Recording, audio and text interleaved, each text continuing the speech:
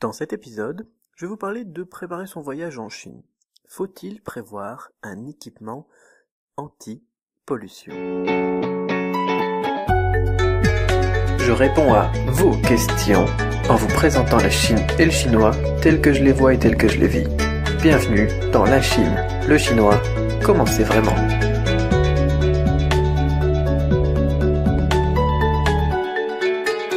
Bonjour, c'est Cédric Bouet, bienvenue dans l'épisode 41 de la Chine, le chinois, comment c'est vraiment, #LCCCV. Alors c'est une question amusante qui m'est posée, alors je vais essayer de faire quelques podcasts, de plus en plus sur aussi, prévoir un voyage en Chine, préparer un voyage en Chine, parce que c'est quelque chose qui, n'est pas si facile, pour moi ça me semble facile, parce que ça fait un moment que je fais des voyages en Chine, mais c'est une question qui me revient souvent. On me pose souvent la question de comment préparer le visa, comment préparer le voyage, qu'est-ce qu'il faut emmener, etc. Et donc, j'ai décidé de revenir un petit peu dessus et de sélectionner les questions, qui y ont trait. Alors, aujourd'hui, question de Guillaume, qui me dit, doit-on tenir compte de la pollution quand on va en voyage en Chine? J'espère que ce n'est pas un préjugé. Donc, et il nous parle de Pékin en l'occurrence, Guillaume. Alors, c'est un préjugé si on pense justement au voyage en Chine.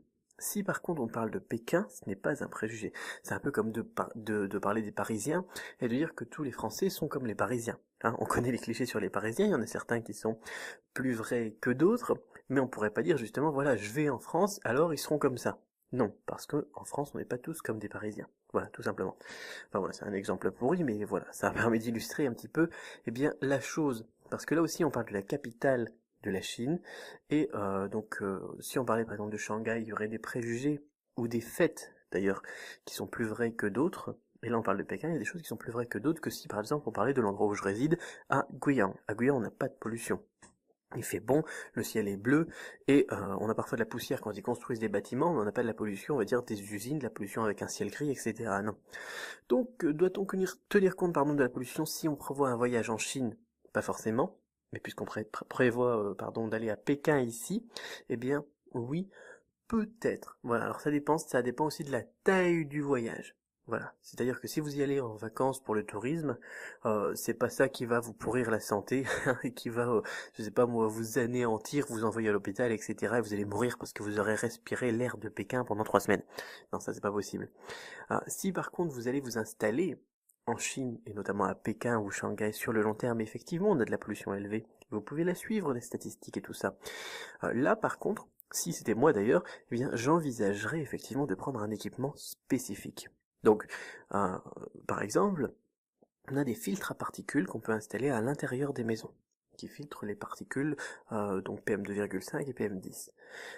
Moi, personnellement, j'installerais ça effectivement dans les endroits les plus pollués, je l'allumerai par exemple les jours de forte pollution, ou donc la plupart du temps si effectivement c'est pollué. Mais pour ça il faut suivre, alors j'ai pas suivi dernièrement les statistiques, mais il faut suivre les statistiques qui sont données par les capteurs. Et si vous faites pas confiance aux capteurs chinois, généralement les ambassades elles ont leurs propres capteurs, les ambassades et les consulats. Donc pour Pékin, Shanghai, là aussi, vous aurez possibilité d'avoir plusieurs sources pour savoir effectivement le niveau de qualité de l'air. Mais bon, en ce moment, par exemple, Paris n'a rien à envier, on va dire, à Pékin au niveau de la pollution. Donc, est-ce que vous auriez besoin d'un équipement anti-pollution quand vous êtes à Paris? Les gens auraient tendance à dire non, d'ailleurs j'en ai jamais vu en France, mais si on se fie aux chiffres, et qu'on compare donc à certaines villes chinoises, on peut effectivement faire un lien, et on pourrait dire que, effectivement, si on réside en France, à Paris notamment, on pourrait aussi avoir besoin de ce genre d'équipement. Donc pas de paranoïa, pas de psychose, mais effectivement pour les personnes sensibles, donc les personnes âgées, les enfants et les sportifs, si vous êtes concernés, donc, oui, ça peut être intéressant d'avoir un équipement et de tenir compte, il faut tenir compte dans ce cas-là de la pollution lorsque l'on voyage.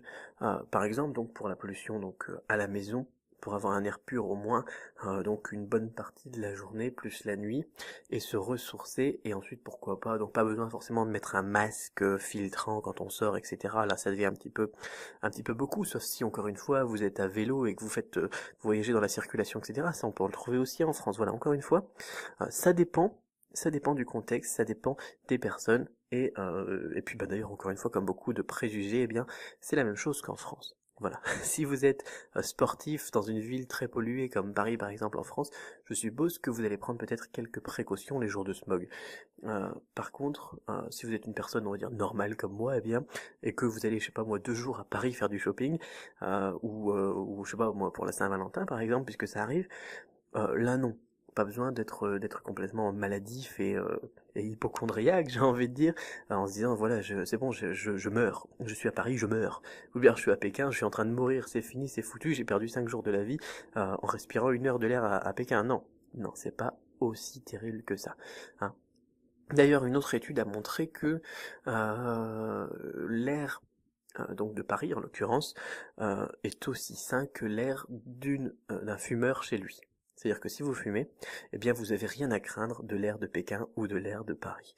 Surtout si vous n'aérez pas à la maison et que vous fumez à la maison. Donc voilà pour montrer un petit peu les limites de la psychose et dans quel cas effectivement il faut tenir compte de la pollution quand on voyage en Chine. Et je rappelle encore une fois l'importance aussi de la durée du voyage. Bien évidemment si vous êtes là sur le long terme, c'est rien que le fait de savoir, de voir le ciel gris dehors, c'est déprimant. Et donc rien que le fait de savoir qu'on a un purificateur d'air à la maison, ça va remonter un peu le moral, même si au final ça change peut-être pas grand-chose à la qualité de l'air.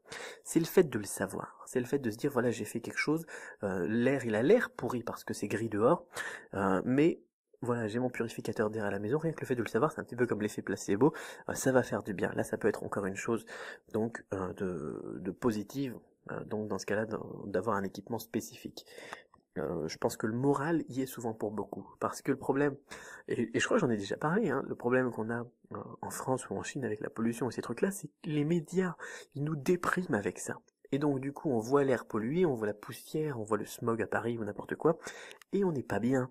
Mais est-ce qu'on n'est pas bien parce que l'air il est pas bon, ou est-ce qu'on n'est pas bien parce que toute la journée on a les médias qui nous rabâchent ces mauvaises nouvelles et ces trucs en disant vous allez être pas bien, vous allez mourir parce que vous avez respiré l'air de Paris? Là c'est une bonne question je pense. Moi je pense que on psychose trop, on est trop stressé rien que parce que les médias ils nous ont dit qu'il fallait stresser, voilà tout simplement. Un peu comme quand les médias ils nous disent il faut manger plein d'œufs, il faut manger plein d'œufs pour les protéines, être en bonne santé, et ensuite vous avez un autre média qui vous dit il faut arrêter de manger des œufs, il faut arrêter de manger des œufs, sinon vous allez avoir trop de cholestérol, et au final on sait pas quoi faire, on est trop stressé, et on va être en mauvaise santé tout simplement parce que on sait pas quoi faire, on est trop stressé à cause de ces d'articles à cause de ces articles des médias. Ouais, excusez-moi, je m'emporte là. Bon, ça sera pas censuré, mais bon, peut-être censuré d'ailleurs, on va voir. Voilà, donc pour ben voilà, je vais m'arrêter là et puis je vais faire la censure tout de suite avant que j'oublie. Alors, eh bien voilà. Réagissez, dites-moi ce que vous en pensez, vous, de la pollution en Chine, des médias, aussi, des préjugés, de la qualité de l'air dans la ville où vous vivez, et là où vous êtes allé, ce que vous avez pu voir, etc. N'hésitez pas à réagir là-dessus, donc, en commentaire, donc, dit sur la vidéo, donc sur YouTube, sur Facebook, sur n'importe quoi, et à me poser d'autres questions, bien évidemment, sur du-chinois.com/questions. Ça me fera vraiment plaisir d'en recevoir et de les sélectionner, donc pour y répondre encore dans un prochain épisode. Eh bien, gardez l'esprit ouvert, ensemble on tue les préjugés, c'était la fin donc de l'épisode 41. À la prochaine.